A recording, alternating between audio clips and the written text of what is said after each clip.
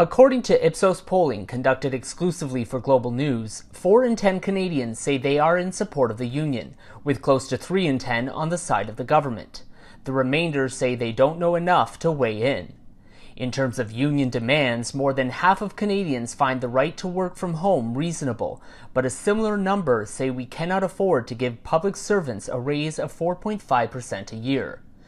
When it comes to the strike's impact, about 4 in 10 say the strike will not affect them, with the same number in favor of the government passing back-to-work legislation.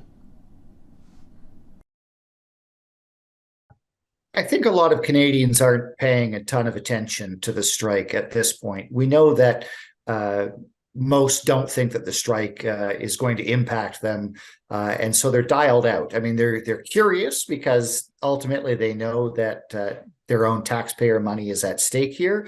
But most people don't feel a personal connection or a vested interest because we're just only a week into the strike. And so on balance, there's a little bit more sympathy on the side of the union right now, but support seems to be higher for union demands that don't involve a lot of money. For example, the one that Canadians can get behind is the right to work from home. But when it comes to a 4.5 percentage point wage increase for each of the next 3 years, Canadians aren't quite aligned with that demand. Well, the CRA has said that for most people, as in those people who are filing online, it won't really have an impact. I guess the people that it would impact are those who are a little bit more old school or who are being audited. So maybe they're okay to punt those discussions further down the timeline. But for most people, they say they're not impacted.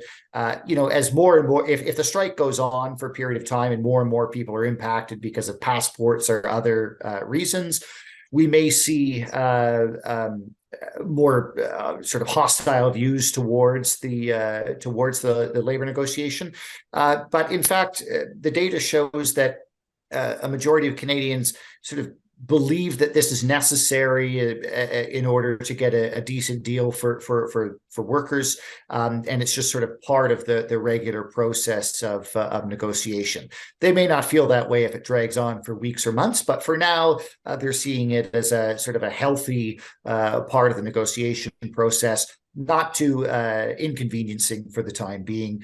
But with 1 in 3 Canadians on the fence rather, about whose side they're on, there is a potential for this to go sideways for either the government or the unions. If they can't control that public message and they can't control where public opinion is on it, it could turn into a much more precarious situation for either side. Because opinions aren't really baked in, and even when we look at people who are strongly on the side of government or strongly on the side of the union, it's only about 1 in 10.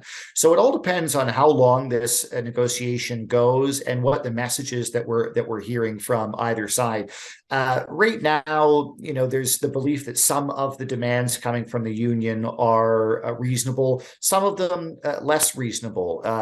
Their main sticking point is obviously the wage increase, amounting to, I think it's 13.5% over the next 3 years rather. Now that will likely outpace the wage gains that the average Canadian is receiving. Most Canadians' wages have not kept up with the pace of inflation.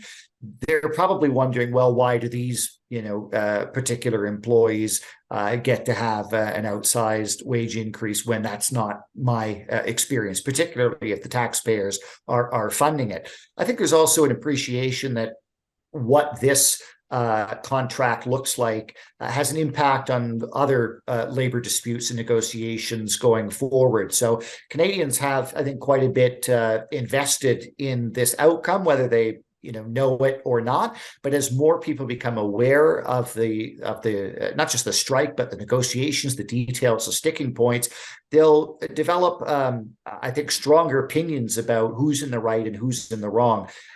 Which side that is right now, I can't say. Right now, there's a little bit more sympathy for the union than for the government.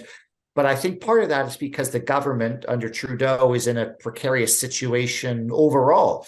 It's long in the tooth. Approval ratings are lagging. Recent polls are showing that the Tories perhaps have a slight advantage.